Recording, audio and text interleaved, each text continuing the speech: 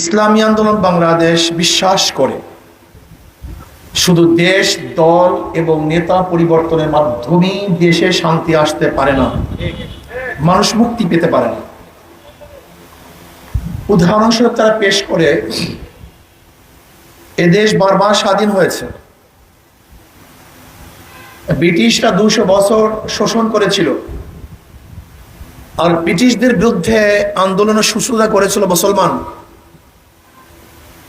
আপনারা অনেকেই জানেন 1803 ঈসাই সালে তৎকালীন দিল্লির বাদশাহ জাফরের থেকে যখন ব্রিটিশ দিল্লি দখল করেছিল, সেই সময়তেই শাহ ওলিউল্লাহ মুহাদ্দিস দেহলভী রহমাতুল্লাহ আলাইহির বড় সন্তান শাহ আব্দুল আজিজ সাহেব রহমাতুল্লাহ ঘোষণা দিয়েছিলেন, আজকে থেকে পাক ভারত উপমহাদেশ দারুল ইসলাম নয়, দারুল হরব। ব্রিটিশদের বিরুদ্ধে আন্দোলন করা প্রত্যেকটা মুসলমানদের জন্য ফরজে আইন। সেই 1803 ঈসাই সালই ব্রিটিশ হটাও আন্দোলনের বীজ বপন হয়েছিল। 1857 ঈসাই সালে যে আজাদি বিপ্লব হয়েছিল, সে আজাদি বিপ্লবের নেতৃত্ব প্রদান করেছিলেন হাজী ইমদাদুল্লাহ মুহাজির মুকবির রহমতুল্লাহ আলাইহি, রশিদ আহমদ গঙ্গুই রহমতুল্লাহ আলাইহি, কাসেম নাদুর রহমতুল্লাহ আলাইহি, জাফর থানেশ্বর রহমতুল্লাহ আলাইহি। তাদের আন্দোলনের মাধ্যমে ব্রিটিশ এদেশ থেকে ভাগতে বাধ্য হয়েছিল। আমরা একটা স্বাধীন দেশ পেলাম, মুক্ত হলাম ব্রিটিশ থেকে। ভেবেছিলাম এবার বৈষম্য দূর হয়ে যাবে, বৈষম্য থাকবে না, সবাই স্বাধীনতা ফিরে পাবে, সবাই মৌলিক অধিকার নিয়ে বাঁচতে পারবে। কিন্তু আমরা কি দেখলাম? সংখ্যাগরিষ্ঠ হিন্দুরা মুসলমানদের সাথে বৈষম্য শুরু করেছে, মুসলমানদের অধিকার ফিরিয়ে দেয় না। আবার মুসলমান আন্দোলন সংগ্রাম শুরু করছে যে মুসলমানদের জন্য আলাদা একটা ভূখণ্ডের প্রয়োজন, আলাদা দেশের প্রয়োজন। সে মুসলমানদের দাবির ভিত্তিতেই 47-এ পাকিস্তান নামী একটা দেশ আমরা পেয়েছিলাম। ভেবেছিলাম এবার সমস্ত মানুষের অধিকার রক্ষা হবে, প্রত্যেকটা মানুষ বৈষম্যহীন হবে, সাম্প্রদায়িক সম্প্রীতি বজায় থাকবে, মুসলমান, হিন্দু, বৌদ্ধ, খ্রিস্টান সবাই মিলে মিশে বসবাস করবে। কিন্তু আমরা কি দেখলাম? পশ্চিমারা আমাদের সামনে বৈষম্য শুরু করেছে, আমাদের অধিকার দিচ্ছে না, বাক স্বাধীনতা রক্ষা করছে না। আবার আমরা আন্দোলন করলাম, সংগ্রাম করলাম, 71-এ বাংলাদেশ নামী একটা স্বাধীন রাষ্ট্র কায়েম করলাম। ভেবেছি এবার বৈষম্য থাকবে না, সমস্ত মানুষের অধিকার বজায় হবে। কিন্তু আমরা কি দেখলাম? 71 থেকে 53 বছর পর্যন্ত, এই 2024 5ই আগস্টের আগ পর্যন্ত যারাই ক্ষমতায় ছিল, তারা বৈষম্যহীন সরকার ছিল না, বৈষম্যতা রক্ষা করতে পারে নাই। সাম্য, মানবিক মর্যাদা, সামাজিক ন্যায় বিচার প্রতিষ্ঠিত করতে পারে নাই। আমরা দেখুন তো, 71 থেকে 2024 5ই আগস্টের আগ পর্যন্ত যারা ক্ষমতায় ছিল, তারা কি করেছে? যারা যেই সময় ক্ষমতায় ছিল, সেই দল এবং সেই দলের ব্যক্তিদেরকেই চাকরিতে অন্তর্ভুক্ত করেছে, বাংলাদেশের জনগণকে চাকরিতে অন্তর্ভুক্ত করে নেই। যারা ক্ষমতায় ছিল তারা আঙ্গুর ফুলে কলা গাছ হয়েছে, কিন্তু জনগণ দরিদ্র সীমার উপরে উঠতে পারে নাই। যাদের দল ক্ষমতায় ছিল তারাই পেট পুড়িয়ে খেয়েছে, আর আমাদের সাধারণ জনগণ ধুকে ধুকে মারা গেছে। যারা ক্ষমতায় ছিল তাদের বস্ত্রের কোনো অভাব ছিল না, কিন্তু আজও হাজারো বাংলাদেশের মানুষ বস্ত্রহীন অবস্থায় রাস্তায় ঘুরছে। যারা ক্ষমতায় ছিল তাদের তো ঘর বাড়ির অবস্থা কোনো অভাব ছিল না, এমনকি কানাডায়, বেগম পাড়ায় কত ঘর তারা করেছে, কত বিল্ডিং করেছে, আমেরিকাতে, ইউরোপে কত ঘর তাদের আছে। কিন্তু আজও হাজারো বাংলাদেশের মানুষ খোলা আকাশের নিচে ঘুমাচ্ছে। যারা ক্ষমতায় ছিল তারা সিঙ্গাপুর, থাইল্যান্ড, আমেরিকায় গিয়ে চিকিৎসা নিয়েছে, আর হাজারো বাংলাদেশের মানুষ আজকে রোগাক্রান্ত অবস্থায় ধুকে ধুকে মরছে। যারা ক্ষমতায় ছিল হাজার অপরাধ করলে তারা রাস্তায় বুক উঁচা করে হাঁটছে, আর যারা ক্ষমতায় ছিল না এরকম নিরাপদ হাজারো মানুষ জেলখানায় ধুকে ধুকে মারা গেছে এবং ফাঁসির রশিদে ঝুলছে। যারা ক্ষমতায় ছিল তাদের সন্তানেরা বিদেশে পড়াশোনা করছে, উচ্চ ডিগ্রি অর্জন করেছে, আর আমাদের বাংলাদেশের হাজারো গরিবের সন্তান মেধাবী তার অর্থের অভাবে উচ্চ শিক্ষা গ্রহণ করতে পারে নাই। আজকে 53 বছর পর্যন্ত আমরা দরিদ্র সীমার উপরে দেশকে নিয়ে যেতে পারি নাই। আমি মনে করি আজকে বাংলাদেশে যে অর্থনীতি আছে, এই অর্থনীতি চলতে থাকলে গরিব গরিব হবে, ধনী ধনী হবে। উদাহরণস্বরূপ, যদি আজকে আপনি যান ব্যাংকে 5 লক্ষ টাকা আনার জন্য, ব্যাংক আপনাকে বলবে যে মর্গেজ আছে। আপনি বলবেন ভাই আমি তো আগের থেকেই গরিব, আমি মর্গেজ পাবো কোথায়? ব্যাংক কি বলবে? আপনার জন্য টাকা না, টাকা কার জন্য? আগের থেকে যারা আছে, যার আগের থেকে 5 লক্ষ টাকা আছে, ব্যাংক তাকে 5 লক্ষ টাকা দেয়। যে ব্যক্তিকে লোন দেয় তারই লোন মাফ হয়, তার ইন্টারেস্ট মাফ হয়। তার ধনী 4 বার ধনী হয়। আগের থেকে 5 লক্ষ টাকা ছিল, 1 বার ধনী। ব্যাংক তাকে 5 লক্ষ টাকা দিছে, 2 বার ধনী। তার ইন্টারেস্ট মাফ হয়েছে, 3 বার ধনী। তার লোন মাফ হয়েছে, কয়বার ধনী? জোরে বলেন। একজন ধনী 4 বার ধনী হয়, আর একজন গরিবের পেটের মধ্যে 5টা লাথি পড়ে। আগের থেকে 5 লক্ষ টাকা ছিল না, 1 লাথি। ব্যাংক তাকে 5 লক্ষ টাকা দেয় নাই, 2 লাথি। তার লোন মাফ হয় নাই, 3 লাথি। তার ইন্টারেস্ট মাফ হয় নাই, 4 লাথি।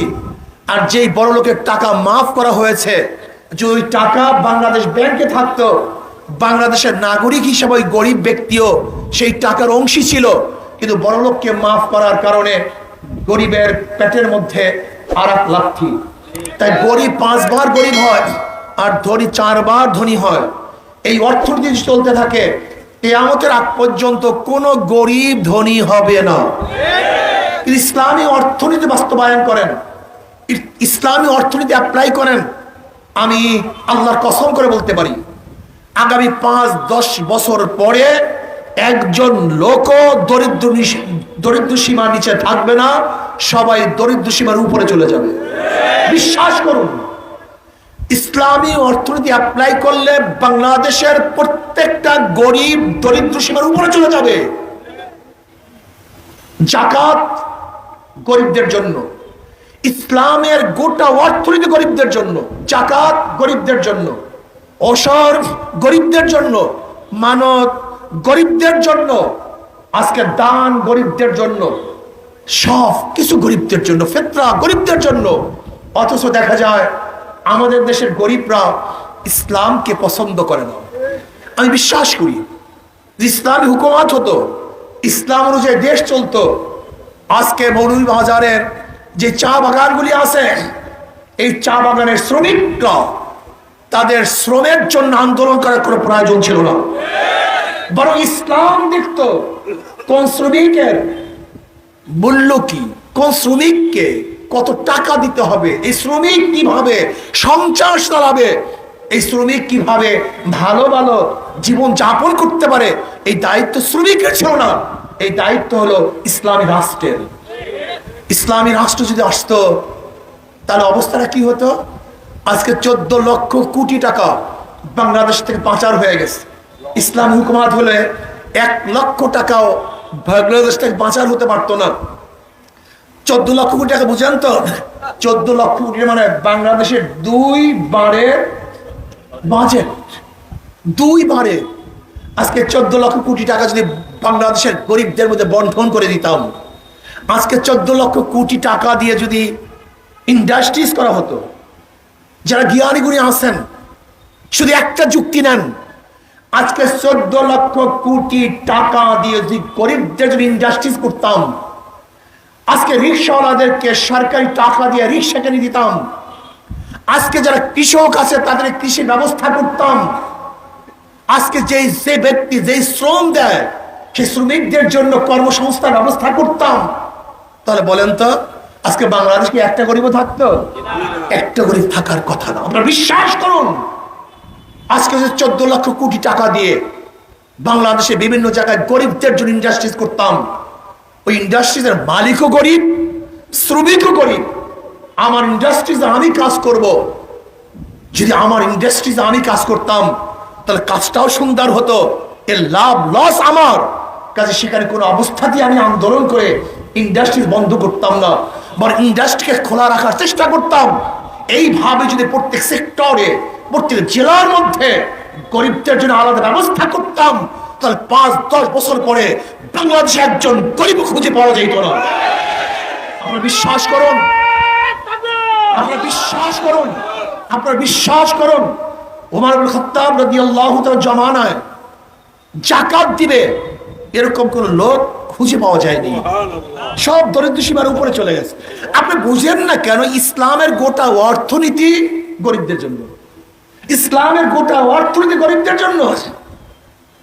আপনি কি দেখেন নাই ওমর ইবনে খাত্তাব রাদিয়াল্লাহু তাআলা বলেছেন, আমার খেলাফতের আমলে যদি ফোরাতের কোনো একটা কুকুর না খেয়ে মারা যায়, মানুষ তো দূরের কথা, আশরাফুল মাখলুক তো অনেক অনেক দূরের কথা, বলছে একটা কুকুর যদি না খেয়ে মারা যায় আমি ওমরকে জবাব দিতে হবে। আজকে যারা সাম্যবাদী কমিউনিজম করেন, সাম্যবাদ প্রতিষ্ঠিত হলে সমস্ত গরিবের অধিকার বাস্তবায়ন হবে, আমি ওই কমিউনিজম ভাইদেরকে বলবো, রাশিয়ার মজদুর এবং প্রেসিডেন্ট একই প্লেটে কি খানা খায়, একই ঘরে কি বসবাস করে, একই বস্ত্র কি পরিধান করে? না, ওরা সাম্যবাদের স্লোগান দেয়, বাস্তবতার মধ্যে সাম্যবাদ নাই। কিন্তু জনাব মুহাম্মদ রাসূলুল্লাহ সাল্লাল্লাহু আলাইহি ওয়াসাল্লাম সাম্যবাদ মুখেও বলেছেন, বাস্তবও দেখিয়েছেন। জনাব মুহাম্মদ রাসূলুল্লাহ সাল্লাল্লাহু আলাইহি ওয়াসাল্লাম শ্রমিকদের সাথে গরিবদের সাথে একই প্লেটে খানা খেতেন। নবী আলাইহিস সালাতু ওয়াস সালাম একই সাথে গরিবদের সাথে কাজ করতেন। এমনকি নবী আলাইহিস সালাতু ওয়াস সালাম সাহাবাদের মাঝে বসা থাকতেন, যারা নবীকে চিনতেন না তারা পার্থক্য করতে পারতেন না কে সাহাবী এবং কে নবী। আপনি কি জানেন ইসলামী হুকুমতটা কি? আফসোস, আফসোস, মুসলমান ইসলাম সম্পর্কে জানে না। শুধু একটা ঘটনা বলি, আজকে আমাদের দেশে কেউ চেয়ারম্যান হলে, এমপি হলে, মিনিস্টার হলে কথাই নাই, তার কাছেও কেউ যেতে পারে না। আর ইসলামী খেলাফতের অবস্থাটা কি, খলিফার অবস্থাটা কি? ওমর ইবনে খাত্তাব রাদিয়াল্লাহু তাআলা আনহু একদিন খুতবা দিতেছিলেন, বয়ান করতেছিলেন, এরকম আমার মতো ওয়াজ করতেছিলেন, বক্তৃতা করতেছিলেন। হঠাৎ একজন সাধারণ মানুষ বলতেছে, আমিরুল মুমিনিন আপনার বক্তৃতা শুনবো না। আপনার বক্তৃতা শুনবো না কেন? বলে আপনিও রিলিফের কাপড় দিয়ে জামা বানিয়েছেন, আমার গায়েও রিলিফের কাপড়ের জামা, কিন্তু আপনার জামা এত সুন্দর হয়েছে, আমার জামা সুন্দর হয় নাই। এর কারণটা হলো আপনি রিলিফের মাল আত্মসাৎ করেছেন, বেশি নিছেন, আমাকে কম দিছেন, অধিকার সমান। যেহেতু আপনার শরীরের মধ্যে রিলিফের টাকার কাপড় বেশি, কাজে এরকম খায়েনের বক্তৃতা আমরা শুনবো না। কে? ওমর ইবনে খাত্তাব, অর্ধজাহানের বাদশাহ, প্রেসিডেন্ট, প্রাইম মিনিস্টার, অথচ সাধারণ একজন মানুষ তাকে প্রশ্ন করছেন, জবাব দেন, তারপর বক্তৃতা করেন। ওমর ইবনে খাত্তাব রাদিয়াল্লাহু বললেন, এই প্রশ্নের জবাব আমি দেব না, আমার ছেলে আব্দুল্লাহ দিবে। আব্দুল্লাহ রাদিয়াল্লাহু উঠলেন, তিনি বললেন, আমার বাবা আমানতের মাল খেয়ানত করেন নাই, আমি একটা কাপড় পেয়েছি, আমার বাবাও কাপড় পেয়েছে, যদি উভয় জামা বানাই কারোর জামাই সুন্দর হয় না, এই জন্য আমি আমার কাপড়টা আমার বাবাকে হাদিয়া হিসেবে দিয়ে দিয়েছি। অথচ আমাদের যে প্রাইম মিনিস্টার, ওই ফ্যাসিস্ট প্রাইম মিনিস্টার কি বলেছে? আমার পিয়ন 400 কোটি টাকার মালিক, আমার পিয়ন হেলিকপ্টার ঘুরে। আজকে কি দেখেছেন? ছাত্রলীগের এক জেলা সভাপতি 2000 কোটি টাকা বিদেশে পাচার করেছে। আপনি কি দেখেছেন? একজন মন্ত্রীর ড্রাইভার 200 কোটি